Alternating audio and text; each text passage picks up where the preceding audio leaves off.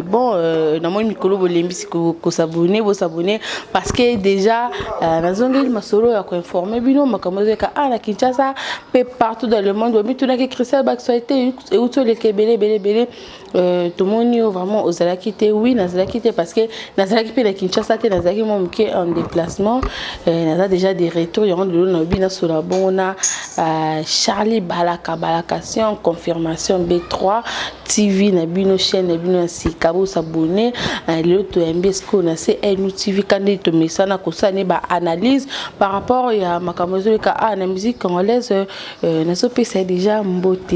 Bonjour Charles. Bonjour Christelle, bonjour monde entier partout vous avez la biso jamais là toujours là. Puisque moni lobezaka na pouvoir. La Bible le dit bien que non, au commencement c'était la parole. Parole oyonde sala que non miko oye salama. Na parole oyonde salama que belija de bunde ça la flat hotel. Donc raison pour laquelle à chaque fois que benga to sala ba analyse étant que impresario ya musique à Congo, étant que expert, étant que analyste, étant que mbiaka il y a musique au Congo, na lobaka non, nga to benga na 2h du matin, même na 4h44 pour analyser la musique au Congo.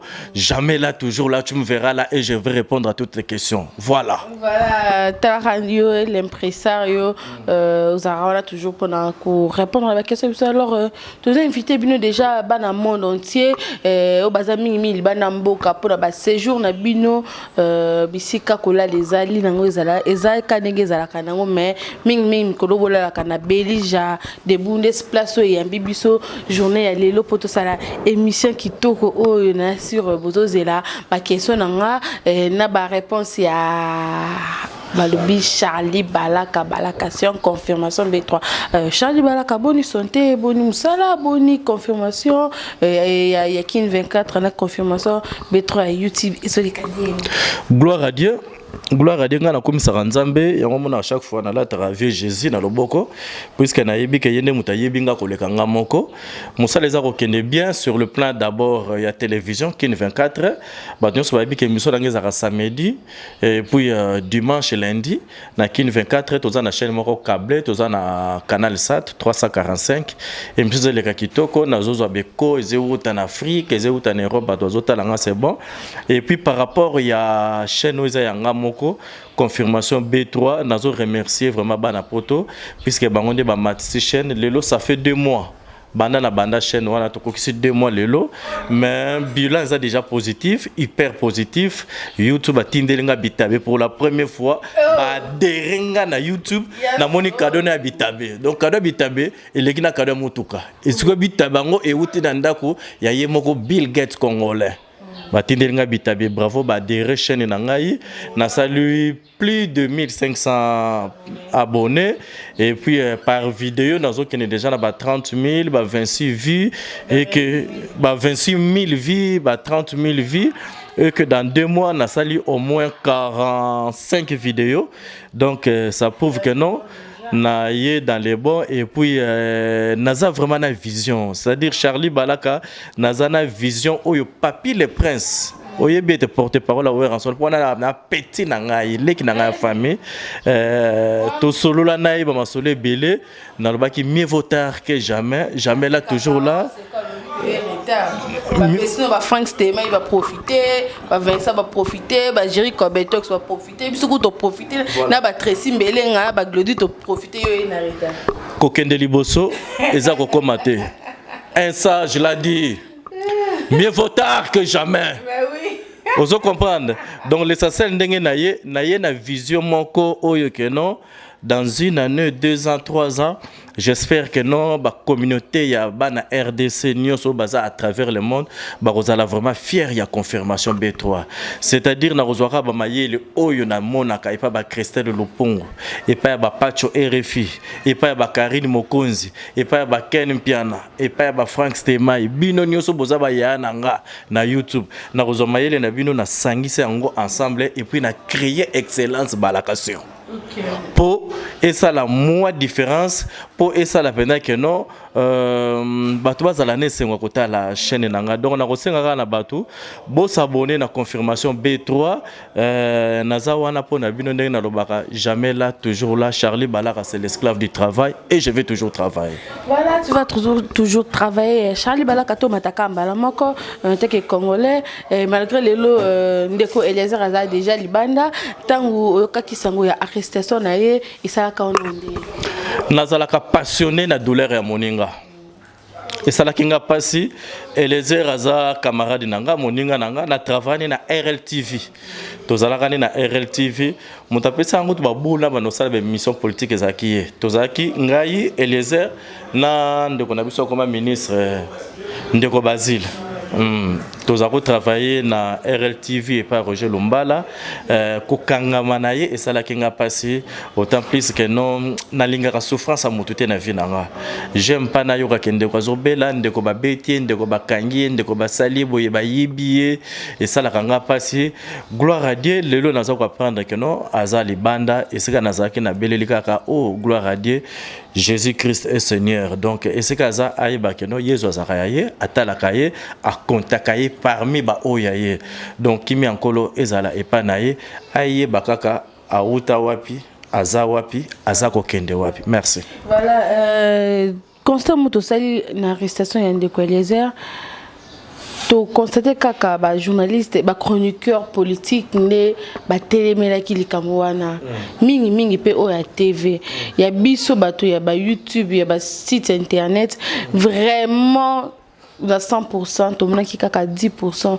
de babana qui colandela dossier de Eliezer en tant qu'impresario. Pourquoi Makamboana? Pourquoi les kaki bon? Parce que Eliezer a zaka muta politique, to Eliezer a soulagala batu bien. Bon, na lingina zala un très bon arbitre na likamboana. Oyebi que moi j'aime la vérité et que na linga loba kaka vérité. C'est un constat où il salami ndenge to vivara awa. So vous remarquez bien hormone bato basalaka chronique politique, basalaka solidaire mingi entre bango. Les gens qui font la chronique ya sport, basalaka pe solidaire mingi bango. Na bolamu, na mabe, na amitié, na ba rancune, na ba avantage, na ba inconvénient et zalaka ali boké na bango. Nous qui faisons la chronique culturelle, ce que tu as bien tous arapé plus bloqué biso na biso na ba crèche na ko boudane na ko kifé na ko fiotola na netika te mais tous alaka unité yebanaka ozo comprendre na sens wana alors ce que mona que non ba tu ya chronique politique ba kendaki mingi na Eliezer puisque ba yebi que non c'est l'un des éléments il y a chronique politique. Donc, bah, y a quitté, esa réalité. Tu peux marcher, bah, monter, esa réalité. Tout le monde a même mimi, peut marquer ma musique, bah, ta politique, bah, y a ramingité. Donc, ce que moi ndambu ya musique, bah, kendaki kuna, c'est par bienveillance, par reconnaissance, ou bien par autre fraternité, amitié, oh, bah, koza nango vis-à-vis na ye. Ngana zala quitté puisque oui, ngana zara mingi à cheval, braza, na Kinshasa, tant makamone le kaki, na zala quitté, na zaki na braza, na nenga bimi na eka lobby, na nenga to bengani nao, les lots toza ensemble pour tous ces pelsa batwaza kota la biso. Donc, to marché, bah, monter, mais, aza aimé, na ba chroniqueur, il y a branche et tout et c'est qu'Azara le boko yanzam encore une fois ils allaient pas naïe Jésus-Christ est Seigneur. Voilà Charlie Balaka depuis 2018 au Ekoti mbutu surtout côté la biso ya média ba chroniqueur quand on est en 2017 kofinga ba chroniqueur kofinga ba leader kofinga na bango ba polémique to kanisa que na 2018 oyo bato bakoki ko changer mais 2018 tongo lisusu ezokende kaka ndenge moko ba polémique kobota kofingana ko créer ba problème yo pe oyesus ko bakisa manakati ya monde wana na monde wana lelo pe ko engager des 3 personnes ba ko kota pe susu na lire wana ya kofingara bato surtout ba leader oui baby c'est bato musala comme c'est bato musala oyo ba leader ba pesa susu bato valeur te constant yo sali par rapport constant nga na kosala ngo na ba hypothèse ebele Tout au début que notre préféré Nazala église au milieu du village, Nazala un très bon arbitre, ceux qui n'ont ça le traitement d'un fait. Aux hommes on a ça l'analyse à l'icambo, tant où il y a un problème, il faut savoir comment introduire, comment développer, comment conclure. Polémique dans le monde nabiso où il y a RDC et banda nango banda kala. C'est-à-dire les trônes, il y a des branches qui sont différentes. Dans ce sens nini ba guerre et les cas même biso tout ça la ba guerre nga personnellement première guerre on a vivant la musique Isaiah zaiko langa famille de ina zaiko langa kolomboka po bato bola on dirait Charlie Balaka mwana wenge karate petit lengi lenga donc seul mutako bete lisolo ya lengi lenga c'est moi lengi lenga ti adaya Charlie Balaka za komona lelo bato baye ba lengi lenga te ba bika ba fali na ba faire na ba petit fabrigas mais ba yebi ba lengi lenga te na tota la vie na JP Bousse na Canada comme nzoto mikie auto koyemba nzembo na beti maboko puisque famille a date to sala kango na ba lengi lenga ba JP Bousse ba bimio mbale ba jomo pla ba fuma rochoro ils vont ka bambam pro ils ont petit poisson Jimmy Yaba Bakunde Yilo Pablo na drum bébé atala ko le numéro 1 batala ko tout planétaire to sala kina na famille a date masalanga Marius auto sala danse machette li ko ngula ba ivoirien ba benga coupé décalé. Das nangana Marius na beba tala ko to sala yango machette li kongola. Ba robina obo coupé décalé o ba ivoirien bazwa. Et ça danse machette li kongola to sala en 1989 na zaiko famille la dei. Ozo comprendre polémique ezalaka makasi entre biso na mopanza nyoka longo tokonia matata polo sombo kila tokonia donc ezalaki makwana ba wenge eye unification totale.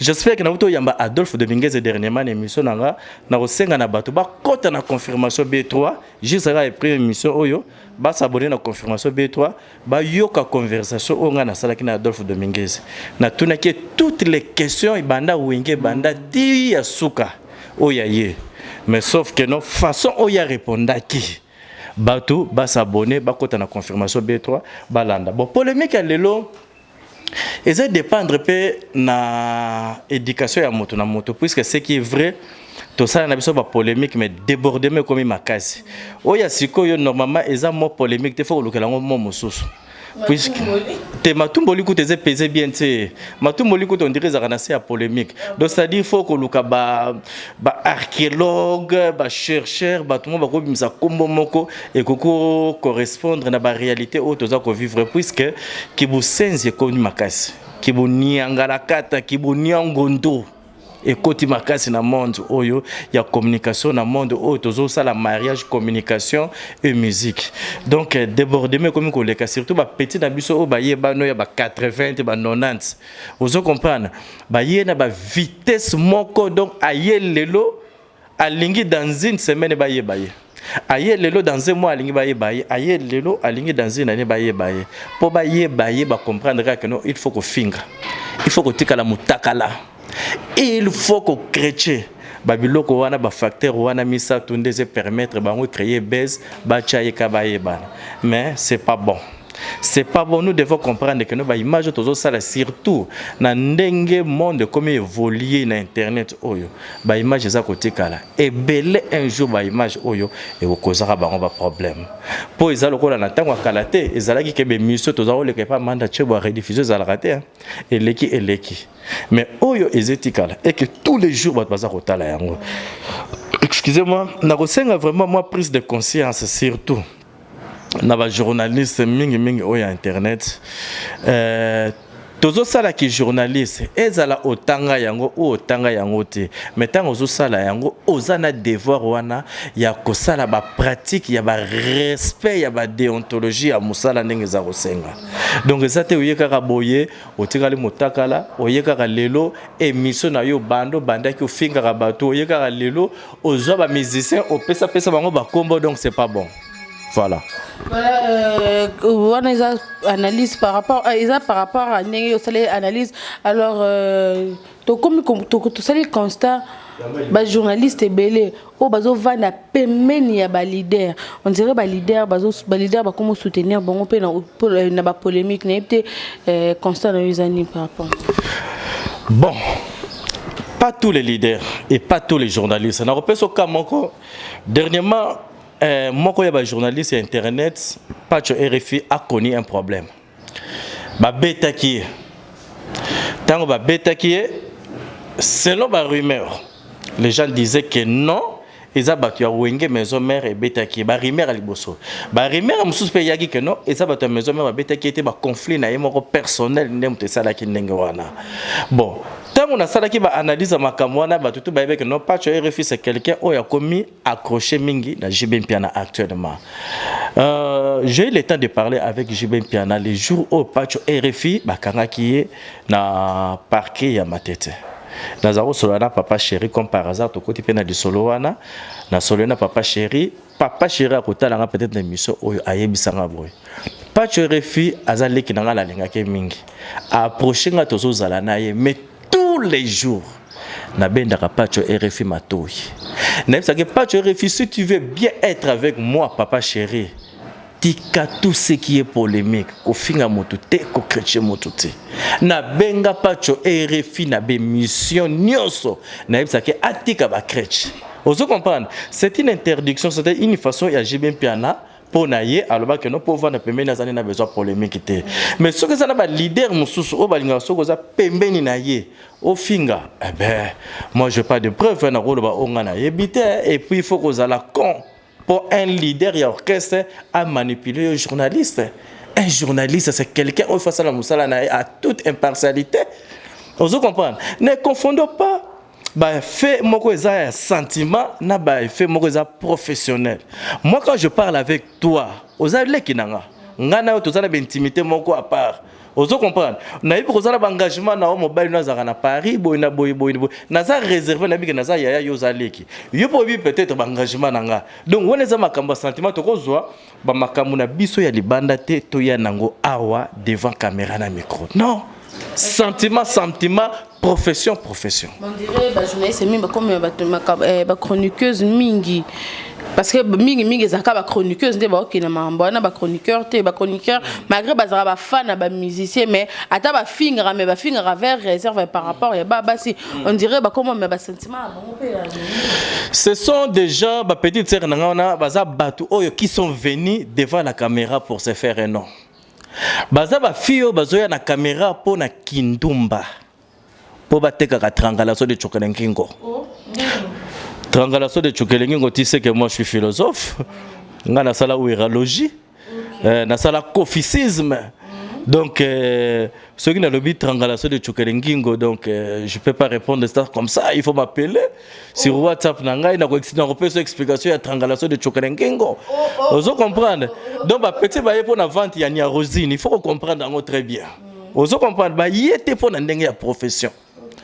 Baye pour azwa cop puisque moni Congo na biso banzala oyeza wana ba mpia keza awa ba petona ba yaka ta moni ka na ko sala ni tika na zwa mo mpende na la qui ça peut-être motoko mona moi li bolongo na ngata un projecteur ezebete ngali lokola mo ampoule jomo na mikili akoko récupérer nga tika na la ta mini jeep ya 20 cm na tika mo ba poalo ndenge za ko ngala boye na boye peut-être na ko zula ngo mo client tika bona la qui ça mo vundes na nga boye po ba jwa mikili to yoka kabna ba malili ba hiver wana mampu ya ndenge beta ka bango na ko zona ngata mo client mais bato bazoya na cadre ya musala baza ebelete raison pour laquelle au moins que durée professionnelle na bango et c'est ça la mokuse dirait ya ta musala pena que no vanda boye a fi wana sala 20 ans na chronique musicale nani fi wana nenga za wana asala 30 ans na chronique musicale tangela mwana mwasi moko o na Congo asala 30 ans na chronique musicale nani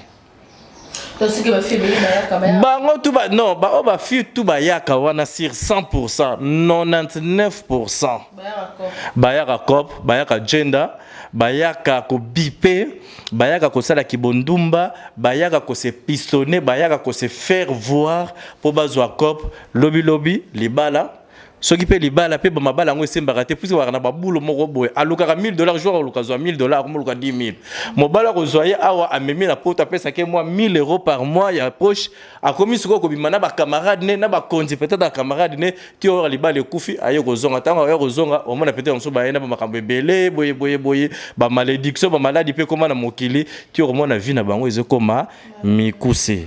Donc encore une fois bande ko na ko senga na bango prise de conscience to ba ko respecter musala oya ki journaliste eza musala o to côté ngo peut-être na to côté ngo na bandenge moko boye mais ça profession moko noble tout ça quatrième puissance dans le monde.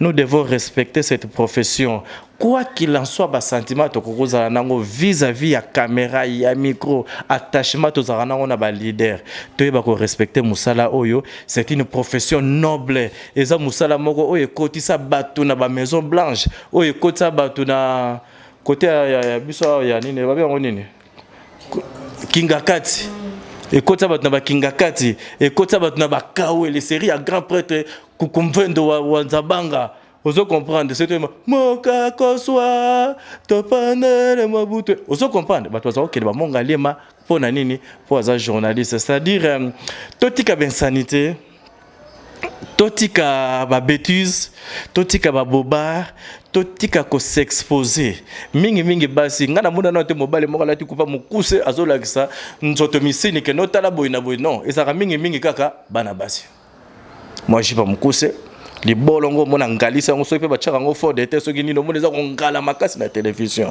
peut-être projecteur peut-être magie ya caméra surtout net caméra na yo ya kitoko boye donc voilà.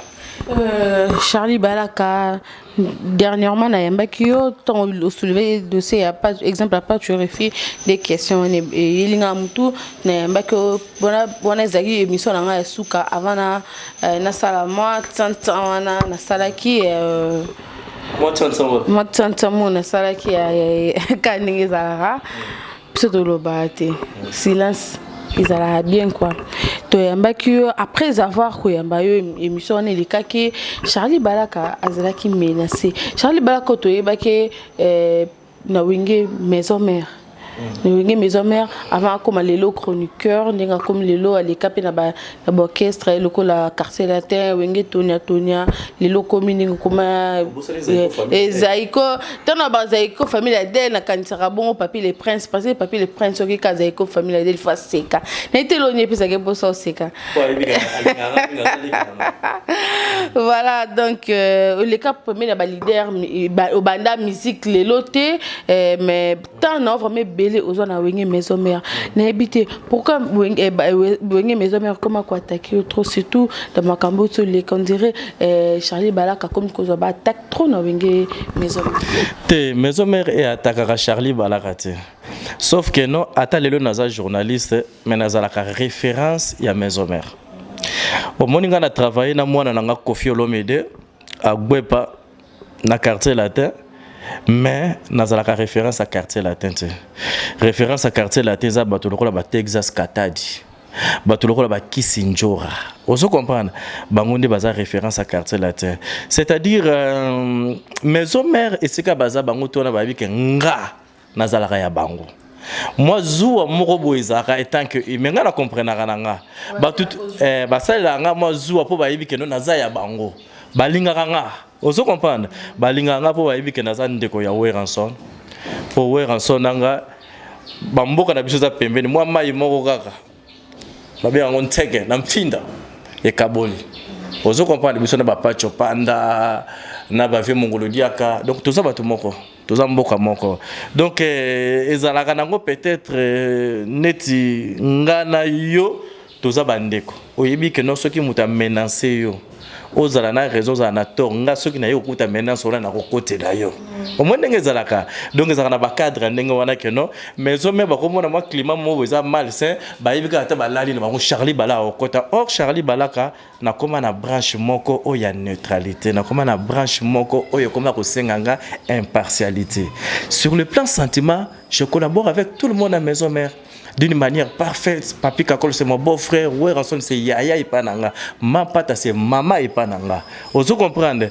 Donc c'est-à-dire c'est ça le problème. Mais en réalité il y a aucun problème, biso toza bato tomoni maison mère samba après émission na ngai toyokani ke babengaki yo babi fo ya kosamba pourquoi oki koloba makambo boye na émission ça non ça c'est faux et archi faux natikala kozwa convocation mon côté ya kokende kosamba la justice te me bengi yo bavandi so ndezaka yaka tovandisa makambo yo ke oloba boye ya koexpliquer nana kofandisa nga ngaka pakala ngonzo nde naza bo nana kofandisa nga muta kofandisa nga za te bato to banana bango maison mère place wana peut-être moko ka to mibale batikala nana kofandisa nga pa tu na nga keno bakofandisa nga na pouvoir ne tala muta kofandisa nga yeyo Jesus Christ bakofandisa nga te muta pa na pouvoir bafandisa nga na zata. Et ça, peut-être une rumeur par rapport à gauche à droite, mais mouta la vérité zanga. Donc bakoko muta fandi sanga zate muta tuna bon effectivement la téléphone ka toujours solo là ah non tala yoza mutu boye na sens wana ozo comprendre et puis soko tali même ba déclaration nanga nyoso na ba propos wana makambo lekaki wana nulle part oyo nga Charlie na monoko nanga na bimisa kombo soit ya Weranson ou ya maison mère en citant. On se comprend, n'a jamais constaté la diffamation, on a tant à combo ya moto. C'était juste peut-être une analyse pour ça. J'avais condamné d'abord l'acte. Na condamné qui acte oyo ya pas tu refi ba bêta qui est comme tout humain. A rolingate ndo connaît ba bêta ye. Donc j'avais condamné acte wana. Na tiko tanga te que non acte oyo muta sali boy na boy. Non, nga na tanga droit na uniquine.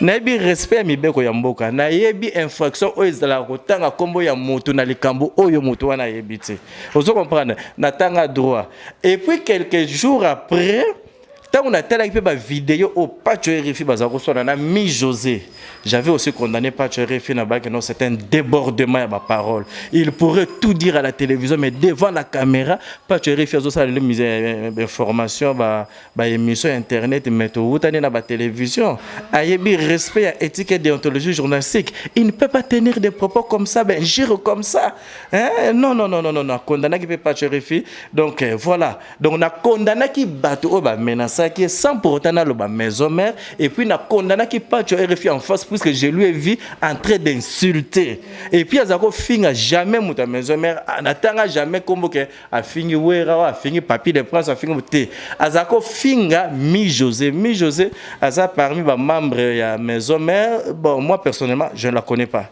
na yebiete mais na yebika na mona kana ba vidéo je l'apprécie na santa ki alinga ka wera en son makasi donc et ça sentiment na ezaki baguerre bango mibale j'espère que non nazaki limité na ba situation na mekolo bake ba vandisa ki ngai Charlie Balaka na monde mu de vandisa ngai boy po tu na ngazati je suis comme pakalangonzo ndako sala ngaba makambo na zate sauf que na lingaka respect na mututu et puis j'aime bien qu'on me respecte je ne suis pas ami à tout le monde mais na sala que fort nazalaka bien na mututu voilà merci Charlie Balaka merci na bino merci à Babi Belija de Bundes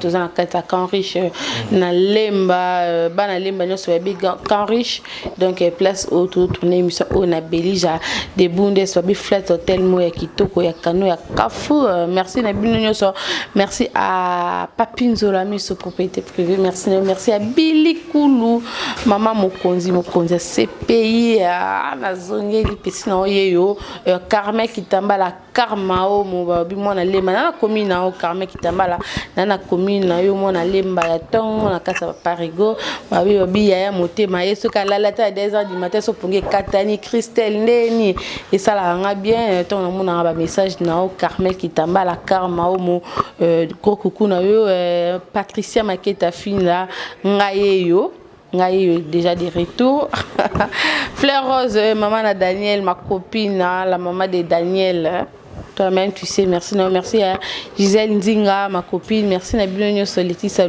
Lofinda Lores Lukoki Lazureta ma copine Ozulandanga Christelle Biangani bien chaud merci Nabino merci vraiment toujours na Kapala Kampakalangonzo zala makasi ya komona alors Charlie Balaka malem betokile na suka imso na biso mais yo impresario et musique congolaise obanda musala o lelote la msupe biso to nguluma mais yo déjà Charlie Balaka dans monde média oyebi ozoleka par rapport ya F victime donc Fally Ipupa na chaîne RTGA tout le monde ba lettre ba publication na ba réseaux sociaux lettre ya parquet avocat ya parquet oh ba lobby que Fally Ipupa pekisi musique na ye ni publicité ni ata annonceur mo bo so kazo linga lexa sports na ye ezana elongi ya Fally Ipupa et les kate na RTGA na habité tango ka ki nouvelle wanisa. OK, d'accord, merci. Merci nako en profiter avant de répondre na pesa mbote na Belisha de Bundes aza mwana mboka oya kenda poto na objectif akoloka tanga zui moi 1 franc au lieu to mona lokola bandibu mususu lokola oya mutu moka utana Ituri azui mboka ke ko tuso mandako na Paris ou bien na Bundes azwa mbongo na ye ayo ko sala biso Flat Hotel Belisha de Bundes awa na Kinshasa, plus précisément na commune à Lemba na Kanrich. C'est-à-dire Flat Hotel bozomona awa. Donc eza ya Belisha de Bundes eza rasima ya église la résurrection. Do ba na poto so bouti poto boye awa bo fandaka na eloko ya moninga na bino mwana poto Belisha de Bundes na PC mbote za ko esika za ko talanga ensemble avec Dengos Mwanga motema ya Nadine Manius na PC bango mbote. Alors ceux qui na kolingana répondre na question par rapport il y a problème Fally Ipupa avec RTGA. Je le dis avec beaucoup de réflexion, beaucoup de pincements, avec un cœur lourd, que la décision a été mal prise et l'orientation a été mal faite. Dans le sens nini banda musique à Congo et banda musique. Et le raboui salamana noté un musicien a interdire promotion naie à interdire valeur naie ajouter aux chaînes à télévision et ça ko pesa ye ko boya yango pour na individu moko oya sala kana chaîne wana. Non, je crois bien que non, c'est pas bon. Et ça bien te bande konanga il fallait bazwa temps et belé à réfléchir avant que la décision wana puisque tu le sais du moins que Fally Ipupa ndenga zawana ba image naie et les casus na Congo web tu sais. Or au début biso to ba que non Fally Ipupa za petit ya Shabani Record. Il y a eu un climat mal sendenge zakalanga na mokila entre Shabani Record abunga ki mwa muke na maloba. Donc makamo na zoloba bato bazotala biso émission soko ba vide bakota kambala moko na confirmation B3 na YouTube bo s'abonner na confirmation B3 botala émission ona yambaki et dit badia ta jour wana na zako zelane na yamba Fally Ipupa mais concert auto robeta zalaki un peu grippé santé permetta kité et dit badia ta oyaza directeur ya marketing c'est lui qui gère la communication de Fally Ipupa c'est lui qui gère la production ya Fally Ipupa na yambaki on a parlé sur ça boyo kaka ba réponse o dit badia ta zoloba po o Fally ayebisaki par rapport à Makamouana, j'espère que non, moto ko tirer ba leçon pour nous. Mais moi je crois que non, c'était mal réfléchi. C'était mal réfléchi, autant plus que nous ba mikolo utu ko leka awa Fally Ipupa avait tenir une conférence de presse et que ba langage moko alobaki azalaki mal compris na une certaine presse. On se comprendre. Il y a des gens qui ont dit que fallait sala boye, fallait sala ki biso boye, tango yaka boye. J'espère que bato bakokota na confirmation B3 batal émission il dit badiata il a aussi parlé de ça. Donc j'espère que non staff Fally Ipupa ou bien avocat ya F victime, il fallait bazwa temps ko réfléchir et belé et que décision on ezalate. Pour okolongola ba œuvre non na toute structure ya chaîne. Pour un journaliste moko akrecha kayo afinga kayo te akrecha kayo il y a une différence entre ko finga na ko kreche c'est-à-dire quoi akrelo kombo moko boy yo moko yebika krecha ko mais ce que sur le plan juridique ko yebso kono ngana tanga nga tantine Fany depuis quand Fally Ipupa et comme tantine Fany alors pour na yango boka non peut-être la deuxième hypothèse na ko loba Fally et son staff va décider de contrat avec RTGA pour que sa vie soit plus mobile que non journaliste n'est moko un élément à RTGA finga rabiso ben chaque chaîne est un règlement d'ordre intérieur hein? Je ne crois pas que non un patron en chaîne a permettre journaliste à finga musicien moko. Donc sauf que peut-être Nathan Wakalandi to monara Michel l'a dit Louya dans arotinda ba journaliste ne ba finga Koffi Olomide tango nanga na zo gérer administration ya quartier latin Oso comprendre. Donc moi je crois que nos bandes konangai, il faut pas réfléchir et belé sur ça et puis na kosenga na bango s'il y a moyen koloka terrain d'entente entre les patrons et RTGA ba mega ko solo pona les kamwana de façon que non et c'est répété mais kolongo la promotion il a fallu pour pana RTGA je crois que non l'idée n'est pas bonne et puis apparemment ils étaient mal orientés ceux qui est alangai peut-être na bureau wana ngana loba non to memelango na ba procédure oyo pona boye sinon on va donner encore la puissance à élément wana pour aloba que non voilà ngai naza puissant ngai naza superlatif absolu ngai naza boye tala ba makam naza ko sala Fally Ipupa c'est un grand actuellement ya musique ya Congo c'est-à-dire a même musique na biso na ba orientation moko oyo même biso tant tozaka na bazaiko famille ade na ba lenga to sala makambo na te to visa ba makambo na te Fally Ipupa a même musique na biso likolo makasi lokola grand prêtre Ahmed Yala a mema makambu ya sapli kolo makasi na bankewa te na ba kroko na ba reptile na ba mansala mangando donc Fally Ipupa c'est quelqu'un oyo même biso ba chroniqueur entre guillemets il faut vraiment tout respecter makasi a tomboli musique na biso na niveau moko ondi makuto te ni tete Fally Ipupa lelo na musique na biso to koloba na ba combattant bangwana bazana kanda ya ba réalité oyo ba vivre na mboka ba pekisa musique ebeta kona donc Edi Badiatalo, bon, mais qu'on réfléchir nanu bien pour les Cambouana. Bon, mais qu'on réfléchir, bon, mais on a orientation mususu et puis coachama mukema ina vino, mais décision wana personnellement ça n'engage que moi, je suis pas d'accord avec yango.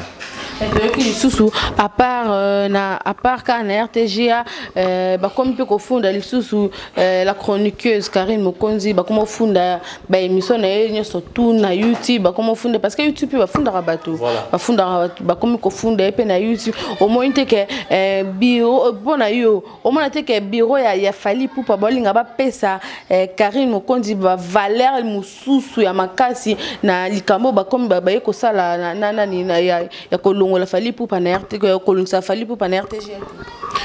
Ouais, Karine Mokonzi, il faut bien comprendre yango. Karine Mokonzi, on dirait ça la makamne pour na ba base na ya. Mais nulle part c'est trop dire. Je ne crois pas que non Karine Mokonzi a finga kamoto en citant son nom. Lokola nga comme na Charlie Balaka, ce qui le lo Karine Mokonzi a co-créé nga combo moko boy. Azo chrétien ceux qui n'a landé les combos wana c'est que n'a pas si valeur mais ceux qui n'a landé l'angote je m'en fous c'est pas moi on se comprend potango ba condamna ka moto te po azala ka mabe mais ba condamna ka moto soka sali mabe on se comprend ça c'est ba principe juridique il y a Congo karaté mais il y a monde entier on ne condamne pas la personne puisque il paraîtrait que non Christelle Lupongo azala ka moyibi. Non, mais bah condamner Christelle Lupongo soki ayibi ndenge balobaka la met dans les sacs comme ça. Fragrance ba kangio. Là ça devient une infraction. Mais tango que no balobi que non, bah imaginez yo que il paraîtrait que non Charlie Balaka zaka assassin. C'est pas une infraction, il faut que prouver ngai. Donc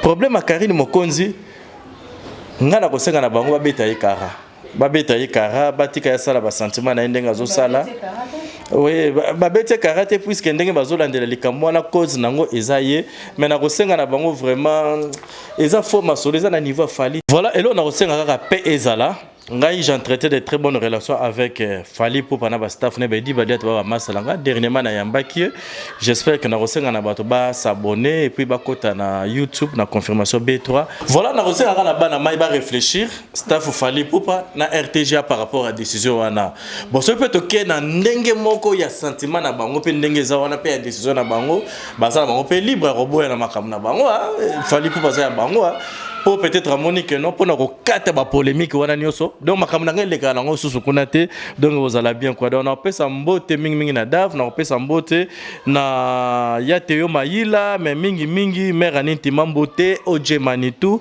na bosanité gastro masidi kanza luaka mais mingi kakaye benija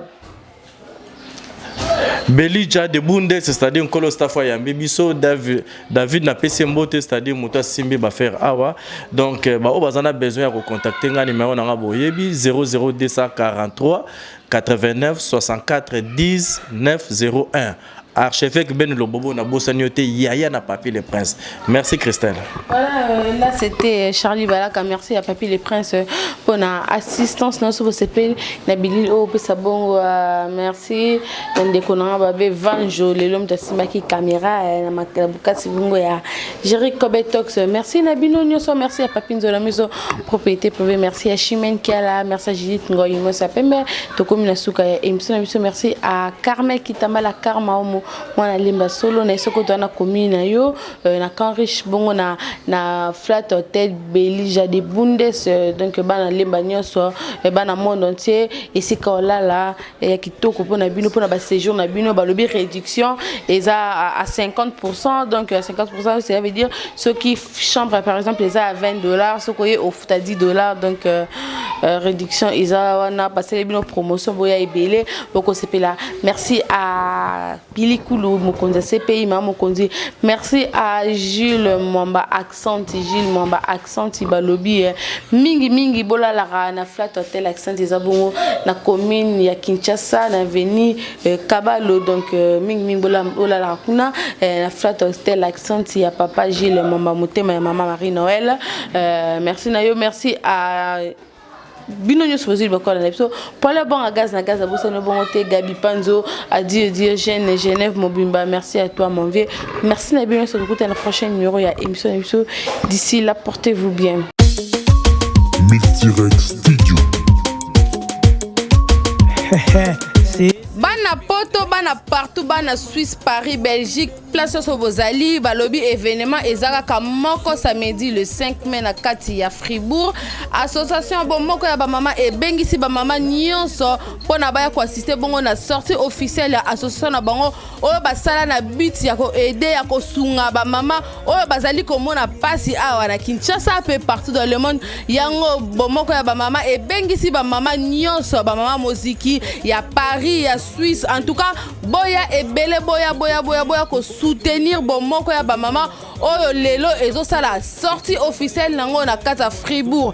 Soirée wana ekozala animée par balobi ye moko maître de cérémonie Sylvestre l'essentiel akozala wana pona amatisa bino karandenge zalaka Papi de Berne pe akozala wana na musique tozala ba musicien na biso ebele oyo bino bolingaka o ba betaka musique po ba sebelisa bino lokola Shiga akozala wana Lasco le Prince akozala wana Triple X akozala wana balobi DVD Mokonzi yepe akozala wana Papa forme yepe akozala wana Bianco Wawa akozala wana Fiston la cible pe akozala wana Beta Bass pe akozala wana Tobosen bongo te Shandongo pe akozala wana ba mama bomoko ba bengisi ba mama nyonso balobi na 20 francs à pamba na 20 francs à pamba kolia komela à gogo. Donc tozo invité bino ba mama ya partout dans le monde, ba mama ya États-Unis, ya Paris, ya Belgique, ya Allemagne, ya Bundesliga to le bino nyonso boya ko assister na sortie officielle ya bomoko ya ba mama boyo ka pe bus na bango boyo ka idée na bango eza nini pona ko soutenir bon na quelque na sur bozo mona ba image zo le kawana ba action na bango ba sala déjà awa na Kinshasa bozo mona ndenge zo le kana ba image wana en tout cas boya ba surtout ba mama musique ya Suisse boya ko soutenir ba ninga na bino e ko sala kitoko. Rendez-vous ezaka ka moko ngape na kozala wana. Mama Vive Marie Nzenzi. En tout cas, n'envers pas tenir le pas maman, attention, en tout cas, merci. Nzanda Baxayo, Zangi, maman, pardon. Quand c'est la bise, on a un ballon. En tout cas, tu as un Congo, comme on a Congo, biso, tu as un